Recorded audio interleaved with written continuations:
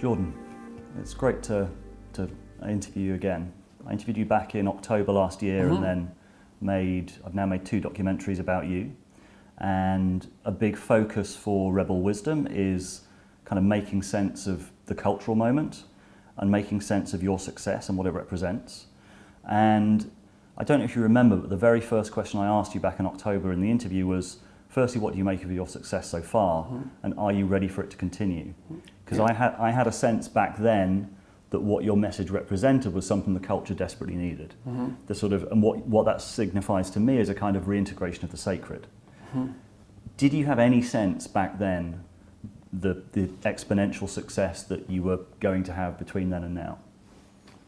Well, I mean, the most likely outcome at each of the, what would you say, at each point where I might notice what's going on around me has been that this will stop.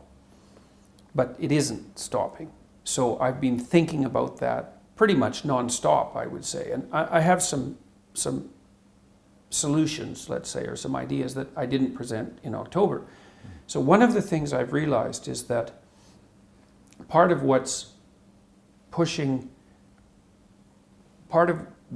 accounting for the popularity of my ideas is actually a secondary consequence of a technological revolution. And I've seen that more clearly since October, partly because I can see the mainstream media dying at a faster and faster rate and the alternative media expanding faster and faster. So television, radio, and the classic print media had shared one thing in common, which was an extreme restriction in bandwidth. This was especially true of television because each minute of television, given the necessity to broadcast and the expense of that, was unbelievably expensive. And so there just wasn't time to do anything on television. There's no time.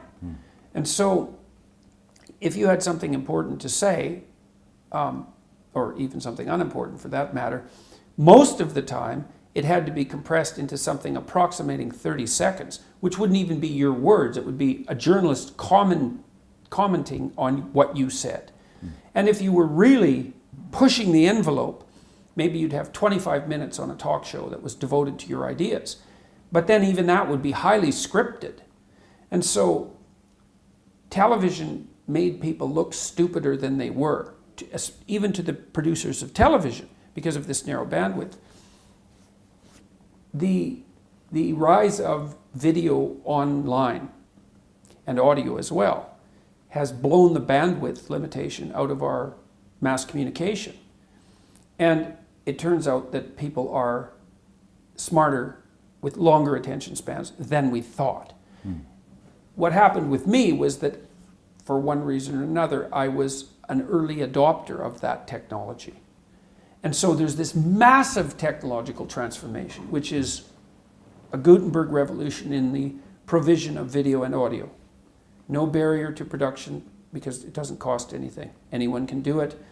People can communicate with it. You can cut up YouTube videos. You can make your documentaries. The entry point is easy. Audio podcasts and that sort of thing, which can be of indefinite length, allow people to use found time to listen. More people can listen than can read. Like all of these things add up to a massive technological revolution. And it's that upswell in technology that's in part has propelled what I've been doing to this mass audience. And so that's been a relief to figure that out because it depersonalizes it to some degree, right? And so I use the metaphor when I've been asked about this before of being on a wave. I'm surfing on a giant wave, but the wave isn't something that I've done. It's part of this technological revolution. So that's a relief to know that. And I'm quite convinced that that's the case. Because there are other people who are occupying the same space, essentially. Joe Rogan is a very good example of that. And the various commentators on YouTube who've become increasingly influential and powerful. Same thing. Driven by the technology, they happen to be early adopters. And then there's a secondary question, which is, well, is there anything specific in relationship to my content, let's say. And I would say also that is the case. And I think what I've been able to do with reasonable effectiveness is to draw a conceptual equivalence between the meaning that's necessary to sustain you in life, given its suffering and malevolence, and the necessity to adopt responsibility. And I think there's something new about that. I mean, I don't know how new. I'm sure I'm not the first person who's discovered that, but I think I've done a reasonable job of pointing out to people that the suffering that's intrinsic to life in the absence of meaning is not tolerable. It destroys and corrupts. And that the proper pathway out of that isn't rights or happiness or entitlement or anything that's associated with individual ease, let's say, but with the adoption of something approximating maximal responsibility. And people get that. Like it's not that hard to understand when it's laid out like that. And lots of people, especially young people, especially people who are young and also somewhat nihilistic in their orientation, perhaps because of an excess of intellectual criticism, they grab that immediately and think, oh, there's the missing piece. I see. It's that the antidote to this meaninglessness, this void that I'm confronting, isn't hedonism. It's not rights. It's not impulsive pleasure. It's none of that. It's responsibility. It's like, oh, yes, okay, that everything snaps into place. And so I think that's the most essential part of the message, to the degree that what I'm doing has an essential message. That would be it. And I do think that's what accounts for a large part of its impact. And you mentioned Joe Rogan before. You and he are grouped together in this sort of new constellation of the intellectual dark web. What do you see as what do you make of your kind of inclusion in this, and what do you see as its role going forward in the cultural conversation? Well, it's like a herd of cats, right? Because, so I've thought about, well, what unites us, to the degree that there's an us, because that's not so self-evident. There's enough of an us so that the name emerged and it's stuck. So there's something in common, because otherwise the name wouldn't have stuck, right? You can't name nothing. It doesn't work. And I've talked a fair bit about this with Dave Rubin, because Dave Rubin and I have been touring together, right? He opens my discussions and adds a nice comedic touch to them. And so what do we have in common? Everybody in the group is an independent practitioner, so an entrepreneur essentially, with their own media enterprise that's autonomous. None of us are serving any master except the audience. And we're all somewhat independent financially as a consequence of that. And so that makes us beholden to no master. All of us are engaged in these long-form discussions, right? And one of the consequences of being engaged in a long-form discussion is that you can assume that your audience is intelligent.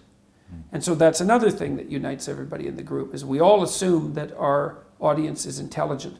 But I think that that's not so much a consequence of any particular moral virtue on our parts, but an observation that the technology has made possible. It's like, oh, and you can see this, I would say, particularly with Rogan, because in some sense he's a trailblazer in this domain. It's like, oh, turns out my audience will listen to a 3-hour discussion. But he wouldn't have been able to discover that without the technology, right? So now, to his credit, he was smart enough to discover it and smart enough to notice it when he discovered it. And so, and I think that also characterizes the rest of the people in this group. It's like, oh, look at that.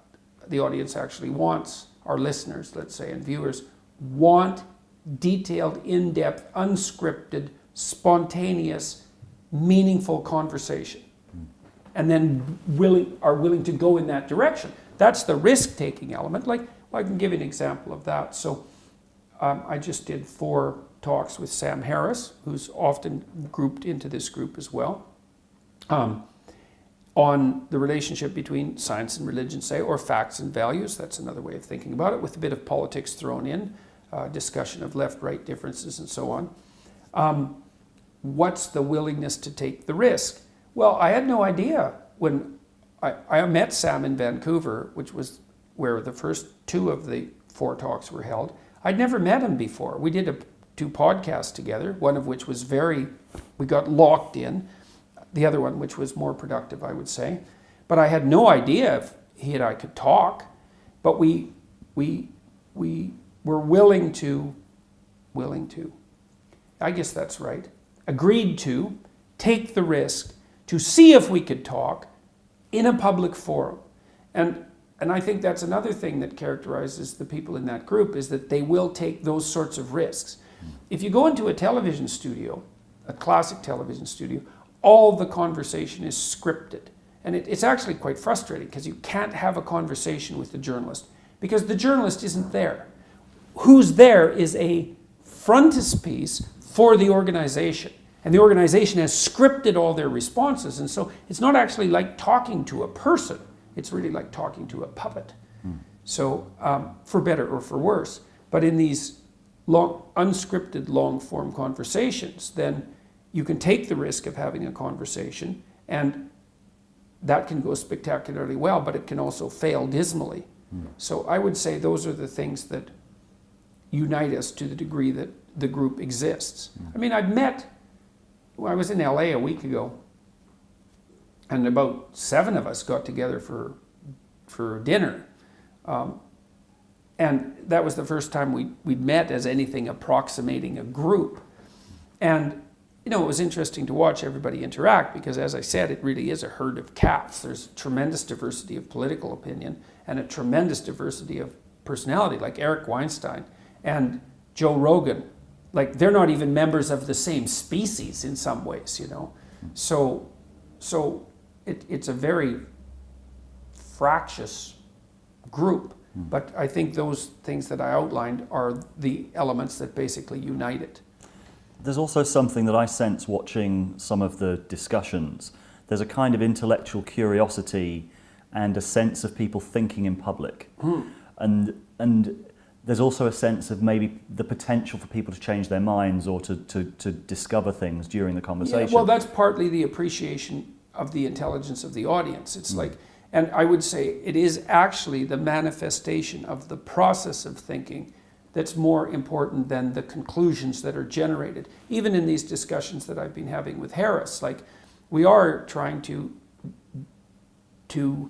argue out 2 different viewpoints, because Harris believes that values can be derived with unerring precision in some sense, using the proper methodology from facts. And I believe that it's more complicated than that there has to be intermediating structures, and that those are really narrative in their nature. So there's a technical argument, as well as a variety of sub-arguments about the relative role of traditional religion and so forth. But the outcome of the debate about those issues is partly what people are coming to the talks to see, to determine what should the conclusions be. But a much larger part, perhaps, is to observe and engage, at least by proxy, in the process of dialogue. And that's more important, because dialogue is the process by which complex problems are solved, which is what makes me a free speech advocate fundamentally. Well, it's not an advocate. It's like, I realize that the protection for free speech is protection of the mechanism whereby complex social problems are solved. And we're the people in this group, and many other people as well, are acting out that dialogical process. And people are happy about that, as they should be. And I read a Spectator review of your recent conversation. I think you've now come to the end of your debates with Sam Harris. And they said that you expressed a little bit of irritation at when Sam didn't grasp some of the points that you were making, or that you didn't fully appreciate that he'd understood them. I also think that Sam Harris in particular, like, he's built a whole kind of personality, career, several books on this atheism position. Do you think that he can argue in good faith from that perspective? Could he turn around and say, well, actually, no, you're right, Jordan, this atheism thing is a bit simplistic? No, I think he was conducting the discussion in good faith. I actually think that what Sam is doing is a good faith project. You know, he I think there's conceptual muddiness about it. But, you know, his basic premise is that we could come to an agreement that working to reduce unnecessary misery and suffering is a universal good. Okay, fair enough. That seems like a reasonable proposition. I don't think it's a proposition of fact, and he claims that it is, but that doesn't matter. Still, it's fair enough, man. And then, you know, so that's one proposition. Another proposition is it would be really good if our systems of value weren't founded on error. And what do we have that's not error? Well, we have facts. We have objective facts. I mean, look at the technology. Look at what we've done with our science. It's like you don't want to underestimate the utility of objective facts. So maybe we can ground the value structure in the facts. It's like, well, that would be good if we could do it. So, and then his ethic, let's say, is an amalgam of those two propositions. And I think that his project is honorable, and I think he's committed to it. He also, rightly, is concerned with the dangers of the fundamentalist dangers of revealed truth, and so is very skeptical about the axiomatic claims of dogmatic religion. It's like, yeah, fair enough, but the mechanisms that he outlines to derive values from facts are insufficient in my estimation. I don't think that his argument is sufficiently sophisticated, even though I don't think that Sam is any less committed to an ethical good. It's not obvious to me that he is than I am, you know, and he's argued and discussed fully in good faith as far as I'm concerned, you know, with the odd error, because no one is negotiating 100% all the time in good faith. I mean, that's a standard that no one can achieve. But I think the discussions have been unbelievably productive, and we'll see that certainly the crowds are responding. I don't think the crowds would have been engaged if Sam wouldn't have been discussing in good faith. You know, because the engagement is actually an indication that a good faith discussion is occurring. Otherwise, it gets dull very, very rapidly. We'll see what happens when the videos are released, and that'll be in August, once the sound is edited and all of that. And then people will have a public debate about how the discussion proceeded. I also think that each discussion built on the previous one, and that I think we both ended up more informed and more articulate than we started out. So that's a really good thing. I certainly understand his arguments much better than I did, well, a year ago, let's say. And I've heard Eric Weinstein describe sort of the cultural moment as a kind of civil war within the left, sort of extreme left, and then the sort of moderate soft left, which are probably sort of at least the dominating kind of paradigm in the media. I've got a lot of progressive friends, and what I see happening recently, maybe in the last couple of weeks, is a lot of them starting to grapple with your ideas. And looking at, asking this question, what can the left learn from Jordan Peterson? Which is a pretty new development, because I saw a lot of kind of reactivity to it before. How can you personally contribute to that debate? And is that a debate you're interested in contributing to? Absolutely. No doubt about it. No doubt about it. One thing that I've been doing in my tour repeatedly, when I talk about the first chapter of my book, which is Stand Up Straight with Your Shoulders Back, it's a discussion of hierarchies and their eternal nature, right? Because my claim is, and it's not my claim, I think it's mere fact, that organisms that have to cooperate and compete with other organisms of their type inevitably arrange themselves into hierarchies, and that's been going on for so long, which is at least 300 million years, that our nervous systems have adapted to hierarchies as if they're a permanent element of being, right? More permanent than trees, like seriously permanent.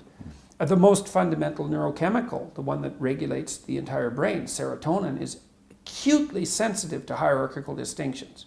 And so that's part of the proposition. So the reason I laid that proposition forward was to say, whatever pitfalls hierarchies might produce, you cannot lay them at the feet of the West, patriarchy, or capitalism. It's like, that's a non-starter. You're wrong. And not just a little bit wrong.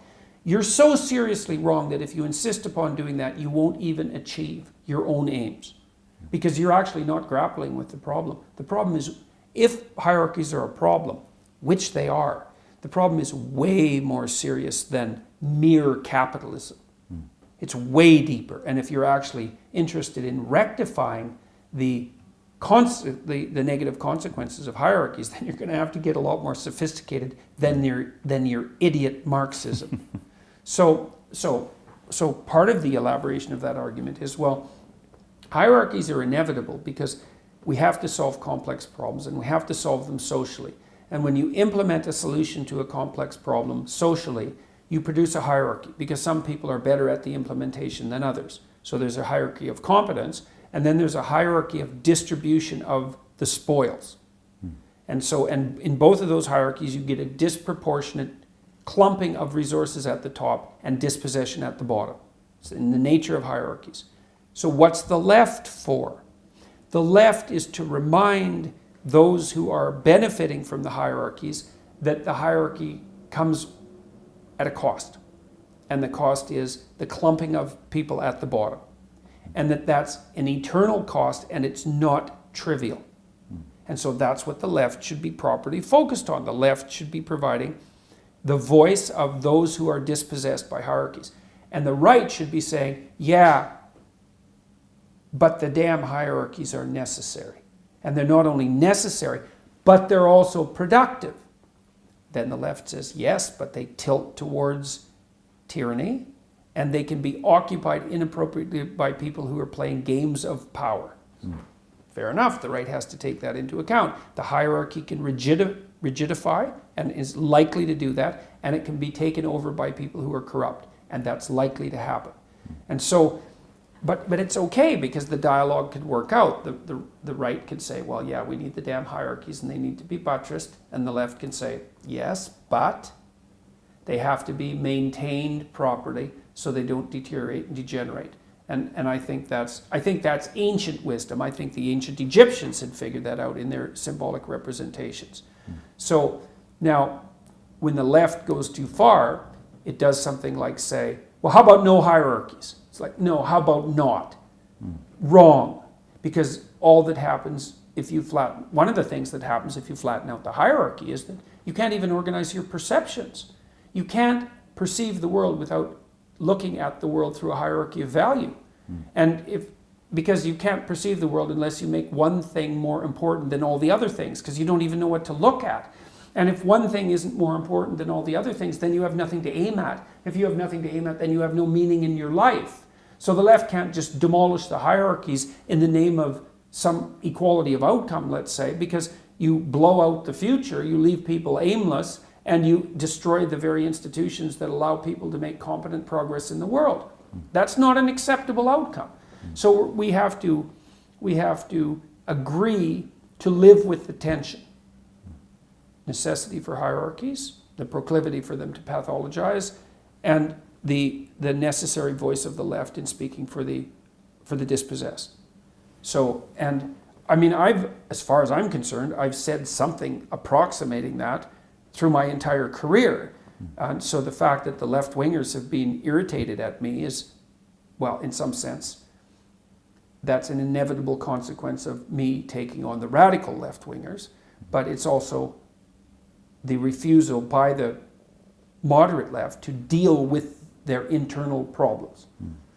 And the sticking point that I hear a lot from my sort of more progressive friends is your sort of primary focus is on the individual. Yeah, well, that's too bad for them, because the primary focus should be on the individual. I can agree with that.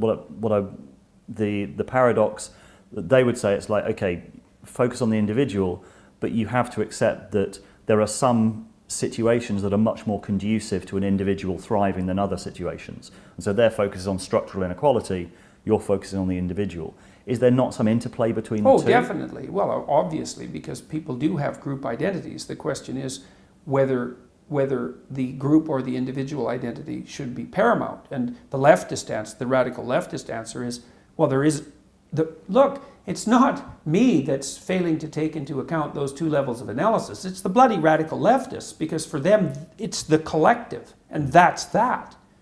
And so it's obvious, as far as I'm concerned, that people have their individuality, and then behind that they have their group, multiple group identities, which is also a big problem. But also conceptually for the poverty left. or any of these situations that make it much more difficult for people to self-actualize. What I think they'd argue is they don't hear you talk about that very much. Well, it isn't. First of all, it's not self-evident. Like I don't accept Maslow's hierarchy of needs. I don't think it's necessarily more difficult for people who are poor to self-actualize. Sorry, I don't buy that. Because what that would mean, think about what that would mean. That would mean that the rich are morally superior.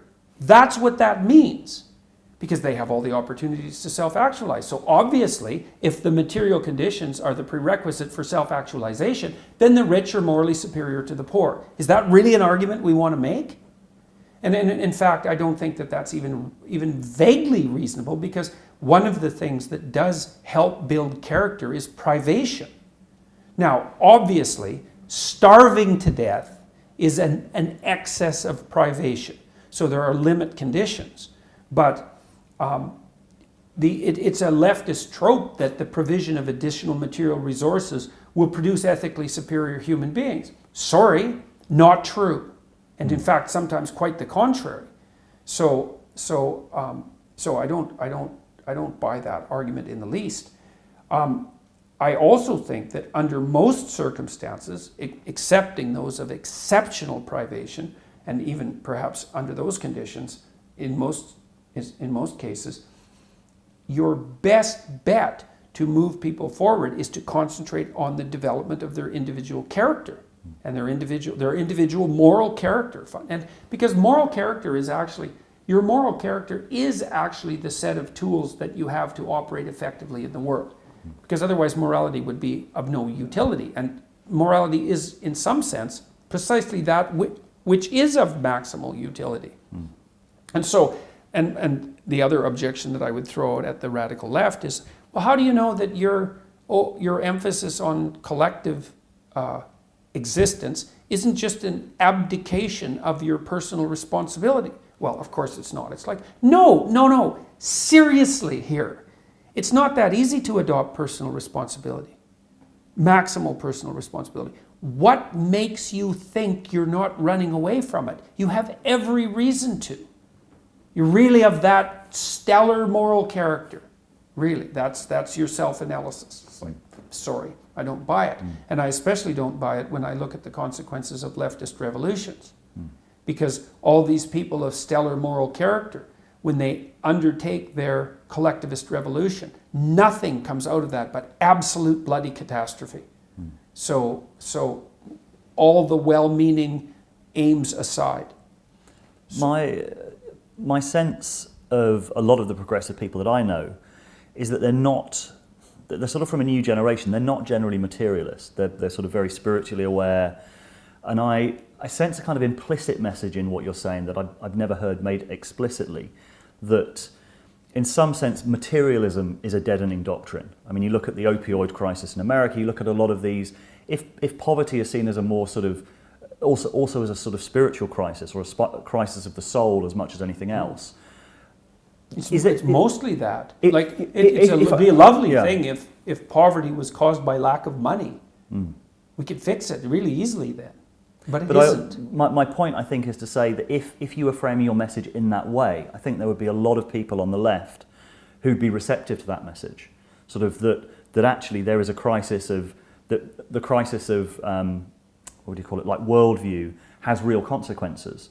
And a lot of the poverty we're seeing in the world is to do with this kind of materialist worldview that has become corrupt, or at least kind of stripped all of the meaning and purpose out of the world. That's a good point. Well, right. Well, I mean, I don't believe that materialist hedonism is a sufficient solution. Now, it's a bit more complicated than that, because I do think that functional democratic systems are actually pretty good at reasonable hedonism. Like, I'm pretty happy that our system produces a variety of toothpastes and a variety of toilet papers and a variety of sanitary napkins, all of these things that that are basically oriented towards, what would you call them, individual creature comforts. There's something about that that's really merciful and properly egalitarian.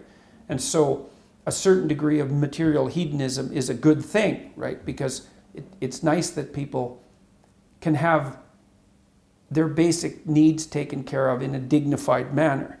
But as a ultimate solution to the problems of life, it's insufficient, which is again why I don't really like Abraham Maslow's hierarchy of needs. You know, it isn't a progression up the moral chain because of the provision of additional material resources. It doesn't work that way. That doesn't mean that you want to set up a situation where as many people as possible are absent the terrible strictures of privation. But we are doing that quite rapidly, thank God. So I think where the leftists are less happy with what I'm doing is the case that I'm making, that the meaning that transcends mere materialism is to be found in the adoption of individual responsibility. Because I wouldn't say that that's a core message, certainly not of the radical left. It's not that at all, because generally they construe the individual as either the oppressor or the suffering oppressed, but not as the active agent, as either of those active agents. The problem with the oppressor-oppressed narrative is, even though there's an element of truth to it, each of us can be subdivided into so many group identities that there's at least one dimension along which we're all oppressors. And that's actually, when I've been looking at what happened in the aftermath of the Russian Revolution, that was the bloody error, so to speak.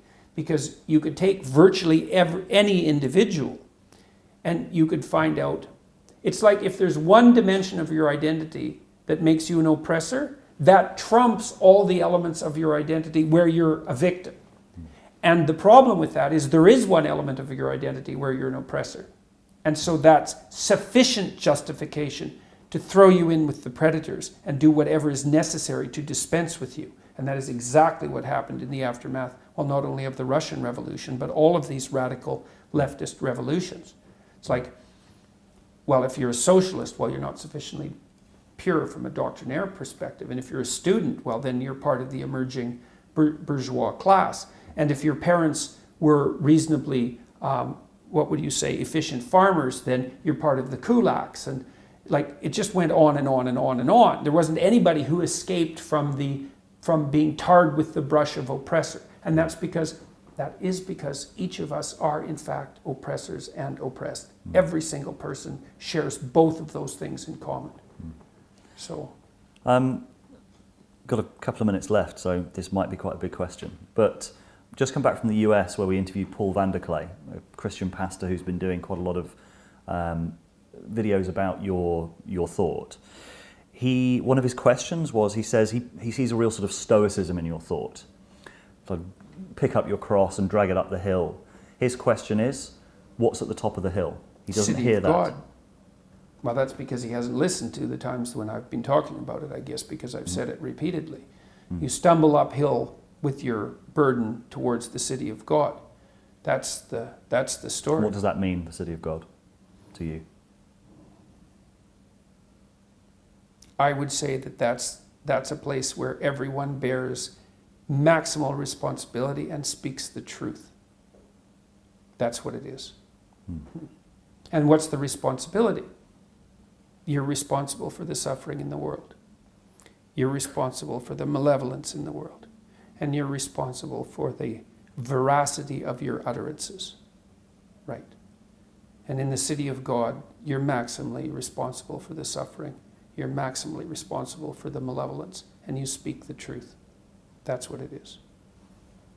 Very concise. So you can tell Paul Vanderklay that from me. Great. Jordan, thank you very much. My pleasure. Nice to see you again. You too. Yeah.